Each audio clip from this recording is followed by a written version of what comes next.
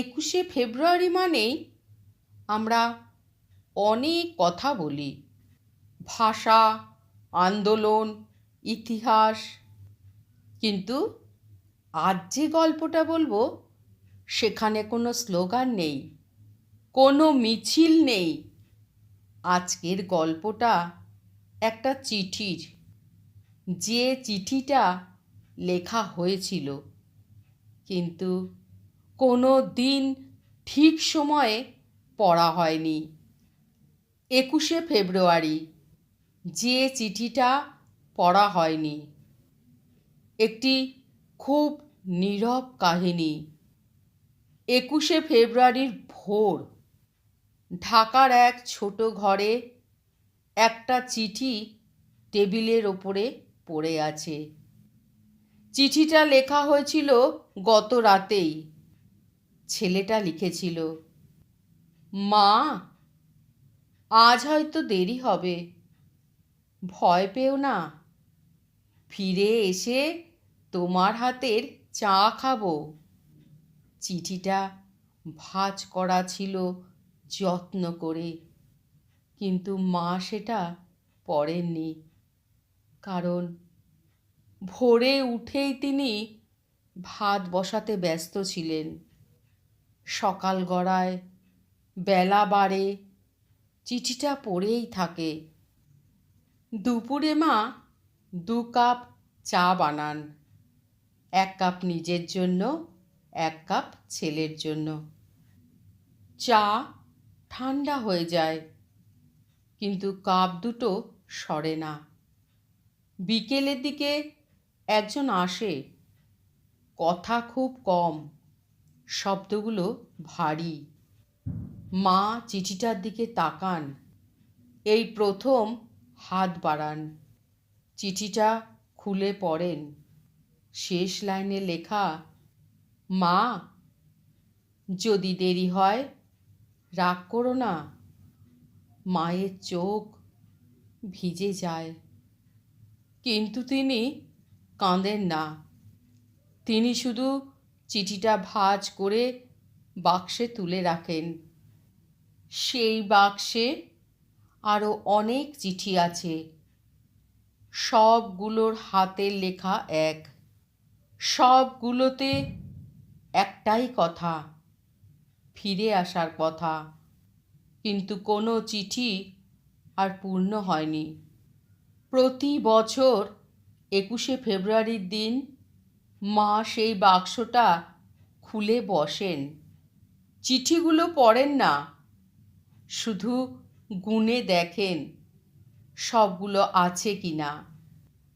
তারপর বাক্সটা বন্ধ করে বলেন, যতদিন চিঠিগুলো আছে ও ততদিন কোথাও যায়নি। ইতিহাস বলে 21শে ফেব্রুয়ারি ভাষার জন্য আত্মত্যাগের দিন। কিন্তু কোনো কোনো ঘরে এই দিনটা শুধু একটা অপঠিত চিঠির আজীবনের নীরবতা। বছর কেটে যায়, মা বয়স্ক হন, চোখে আলো কমে আসে, কিন্তু 21শে ফেব্রুয়ারি এলেই তিনি ঠিক বাক্সটা নামান আলমারির ওপর থেকে। এবার তিনি একা নন, পাশে বসে আছে নাতি। নাতি জিজ্ঞেস করে, দিদা, এই চিঠিগুলো কার? মা একটু হেসে বলেন, তোমার মামার। নাতি আবার জিজ্ঞেস করে, তুমি পড়ো না কেন? মা একটু থেমে বলেন, পড়লে মনে হয় ও ফিরে আসবে না। নাতি চুপ করে যায়। সেদিন প্রথমবার মা একটা চিঠি খুলতে দেন। নাতি পড়ে, মা, ভাষাটা যদি না বাঁচে আমরাও বাঁচব না। নাতি কিছু বোঝে না, কিন্তু শব্দগুলো তার মনে থেকে যায়। কয়েক বছর পর 21শে ফেব্রুয়ারি একটা ছোট ছেলে শহীদ মিনারে দাঁড়িয়ে ফুল দিচ্ছে। তার হাতে লেখা একটা কাগজ, মায়ের পুরনো চিঠির লাইন।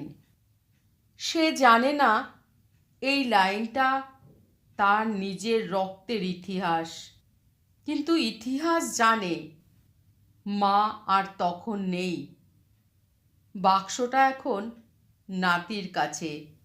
সে বাক্স খোলে, চিঠিগুলো পড়ে, এই প্রথম সবগুলো। আর তখন সে বুঝতে পারে কিছু চিঠি মায়েরা পড়ে না, যাতে সন্তানরা ভাষা পড়তে পারে। কিছু চিঠি ডাক বাক্সে হারায় না, হারায় সময়ের মধ্যে। 21শে ফেব্রুয়ারি শুধু ভাষার জন্য আত্মদানের দিন নয়, এটা সেই সব কথার দিন যেগুলো আর কাউকে বলা যায়নি। আর সেই নীরবতাই আজও আমাদের কথা বলতে শেখায়।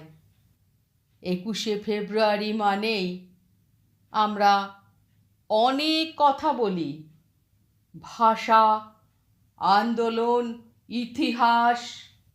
কিন্তু আজ যে গল্পটা আপনাদের আমি শোনালাম, সেখানে কোনো স্লোগান নেই, কোনো মিছিল নেই, শুধু একটা চিঠির গল্প, যেটা ইতিহাস কোনো দিন আমাদের বলেনি। কেমন লাগলো আমার এই গল্পটি অবশ্যই কমেন্ট করে জানাবেন। ভালো লাগলে চ্যানেলটিকে সাবস্ক্রাইব করবেন এবং বেল আইকনটি অল করে দেবেন। এই রকম ধরনের গল্প পেতে আমার পাশে থাকবেন। দেখা হবে পরের নতুন কোনো গল্প নিয়ে। আজকের মতন নমস্কার।